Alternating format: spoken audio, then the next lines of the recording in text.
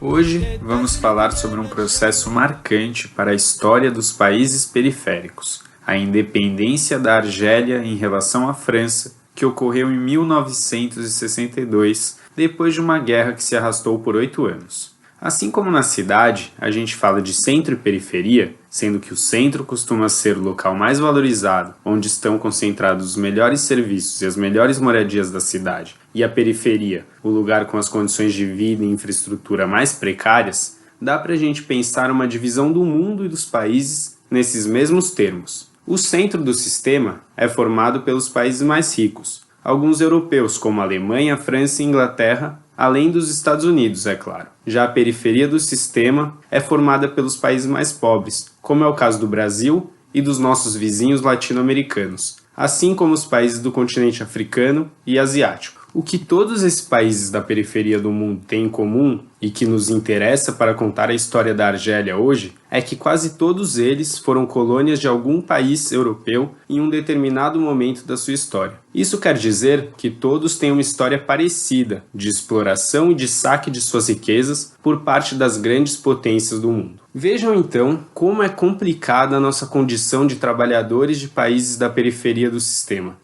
Não bastasse ter nossa mão de obra explorada pelos ricos do nosso país, a gente ainda sofre com o tal do imperialismo, que é ter um outro país, mais rico e mais forte do que a gente, querendo tomar as decisões sobre o nosso país e as nossas riquezas em nosso lugar. Isso aconteceu com a gente no período da colonização portuguesa e também aconteceu com a Argélia, que foi colonizada pelos franceses por mais de 100 anos, entre 1830 e 1962. Apesar de a Argélia, desde 1848, ter sido tratada formalmente como um departamento da França, o que seria equivalente aos estados que temos aqui no Brasil, as desigualdades entre o povo argelino e os franceses se expressavam em vários aspectos. Para se ter uma ideia, embora os franceses representassem só 10% dos habitantes da Argélia, eles ocupavam mais de 90% dos postos de trabalho no governo e eram mais da metade dos representantes do Congresso Nacional. Na prática, quem mandava no país eram os franceses, não os argelinos.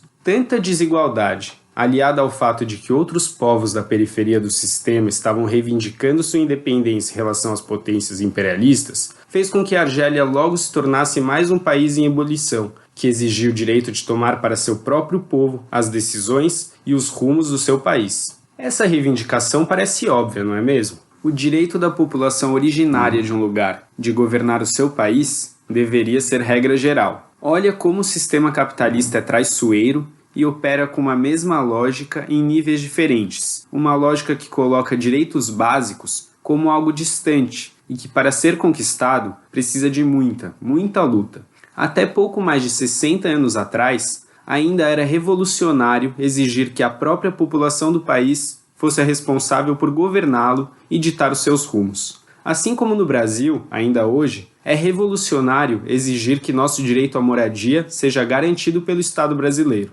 Ao fazer isso, o capitalismo transforma direitos básicos nossos como algo difícil de alcançar, fazendo com que muitas vezes a gente nem se dê conta de que eles precisam ser cumpridos. Assim como o MTST faz na luta por moradia, o povo argelino só conquistou sua independência através de uma luta árdua e de muita organização. No caso, teve que enfrentar uma guerra contra as forças armadas francesas para ter sua independência reconhecida pela França. Ela durou mais de 8 anos. Teve mais de 300 mil argelinos que perderam suas vidas na batalha. A batalha ficou marcada pela sua brutalidade, já que as forças francesas anti-independência usaram métodos de tortura e promoveram atentados terroristas para desestabilizar e enfraquecer seu inimigo. Os argelinos se organizaram na Frente de Libertação Nacional, criaram o Exército de Libertação Nacional, ELN, e resistiram ao avanço das Forças Armadas Francesas, que mobilizou mais de 400 mil homens para reprimir a revolta popular de um povo que não aguentava mais a dominação de uma potência estrangeira sobre sua vida. Por mais que a França e seus apoiadores tenham usado as táticas de guerra mais baixas, o povo argelino resistiu com o que pôde e graças à utilização de táticas de guerrilha que foram adaptadas para a luta nas cidades e a sua extrema organização que conseguiu derrotar os franceses.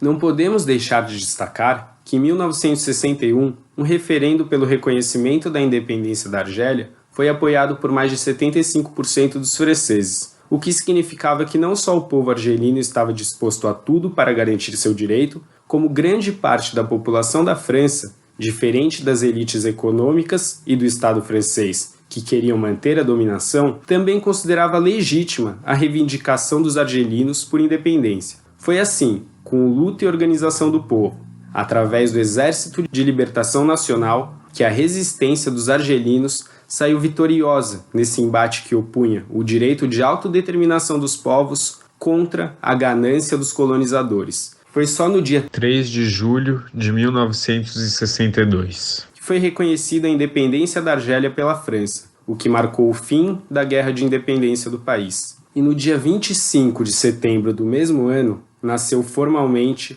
a República Argelina Democrática e Popular, tendo marcado a história como mais um passo importante da luta dos povos oprimidos contra o imperialismo. A história da Guerra de Independência da Argélia nos ajuda a compreender que a história do sistema capitalista não se restringe apenas à exploração de uma classe sobre outra dentro das fronteiras de um país, mas é também a história de exploração de países sobre outros. Mas não podemos nos esquecer, e o processo da Argélia nos mostra isso, que essa é também a história de resistência de todo um povo e da vitória dele contra os piores e mais poderosos inimigos. MTST, a luta é pra valer.